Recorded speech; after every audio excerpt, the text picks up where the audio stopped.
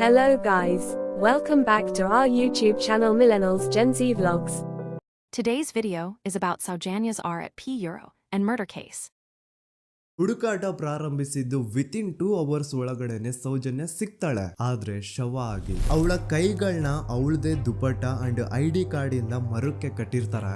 And most brutal part is ಅವಳ ಯೋನಿ, ಅವಳ ಏನಿತ್ತು ಅದ್ರ ಒಳಗಡೆ 6 ಇಂಚ್ ಮಣ್ಣು ತುಂಬಿರ್ತಾರೆ. ಓ ಬಿಡಪ್ಪ, ನಮ್ ಪೊಲೀಸ್ ಅವ್ರಿಗೆ ತಮ್ಮ ಡ್ಯೂಟಿ ಮೇಲೆ ಎಷ್ಟೊಂದು ನಿಷ್ಠೆ ಇದೆ, ಒಂದೇ ದಿನದಲ್ಲಿ ಆರೋಪಿನ ಹಿಡಿದ್ ಬಿಟ್ರಲ್ಲ ಅಂತ ಪೊಲೀಸ್ ಅವ್ರ ಮೇಲೆ ಫುಲ್ ಒಂಥರ ಹೊಗಳ್ತಾ ಇರ್ತಾರೆ.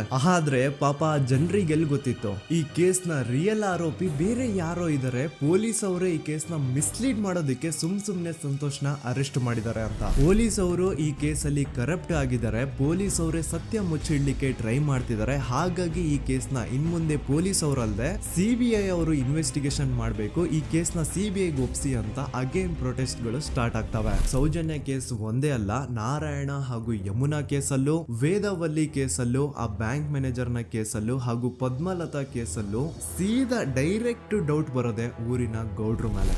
ನ್ಯಾಯ ಕೇಳೋದ್ರಲ್ಲೂ ಜಾತಿ ಧರ್ಮ ಅನ್ನೋದು ಎಲ್ಲಿಂದ ಬಂತು ನನಗಂತೂ ಗೊತ್ತಿಲ್ಲ.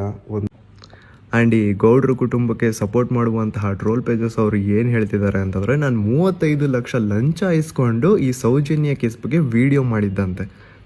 ನಾಚಿಕೆ ಆಗ್ಬೇಕಲೇ ನಿಮಗೆಲ್ಲ, ಏನಂತ ಯೋಚನೆ ಮಾಡ್ತಿರೋ? ನಾನು ಎಡಿಟರಿಗೆ ಪೇ ಮಾಡೋದಕ್ಕೆ ನನ್ನ ಹತ್ರ ದುಡ್ಡಿಲ್ಲ, ನಾನು 35 ಲ್ಯಾಕ್ ನಾಚಿಕೆ ಆಗ್ಬೇಕು ನಿಮಗೆ.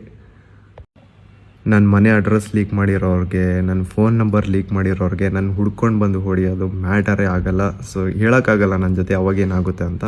ಹಾಗಾಗಿ ಎಲ್ಲ ಕಂಟೆಂಟ್ ಕ್ರಿಯೇಟರ್ಸಲ್ಲೂ ನಾನು ಕೇಳ್ಕೊತಾ ಇದ್ದೀನಿ, ಪ್ಲೀಸ್ ಈ ಒಂದು ವಿಷಯದಲ್ಲಿ ನಿಮ್ಮ ವಾಯ್ಸ್ನ ರೇಸ್ ಮಾಡಿ ನಮ್ಮ ಕನ್ನಡ ಕಮ್ಯುನಿಟಿ, ಯೂಟ್ಯೂಬ್ ಕಮ್ಯುನಿಟಿನ ಪವರ್ ಏನು ಅಂತ ಈಗಲಾದರೂ ತೋರಿಸ್ಕೊಡಿ.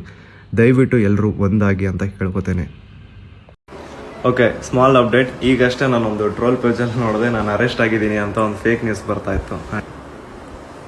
ಅರೆಸ್ಟ್ ಆಗಿದ್ದೀನಿ ಅಂತ ಹಾಕಿದ್ದಾರೆ. ಮೇ ಬಿ ನಾನೇನೋ ಕೊಟ್ಟಿಲ್ವಲ್ಲ, ಹಾಗಾಗಿ ಆ ಥರ ಥಿಂಕ್ ಮಾಡಿರ್ಬೋದು. ಏನಿಲ್ಲ, ನಾನೇನು ಅರೆಸ್ಟ್ ಆಗಿಲ್ಲ, ಅರೆಸ್ಟ್ ಆಗೋದು ಇಲ್ಲ. ಯಾಕೆ ಆಗ್ತೀನಿ ಗುರು ಸುಮ್ಮನೆ? ಸೊ ಏನು ಗಾಬರಿ ಪಡ್ಕೋಬೇಡಿ, ನಾನು ಆರಾಮಾಗಿದ್ದೀನಿ. ಕೂಲ್.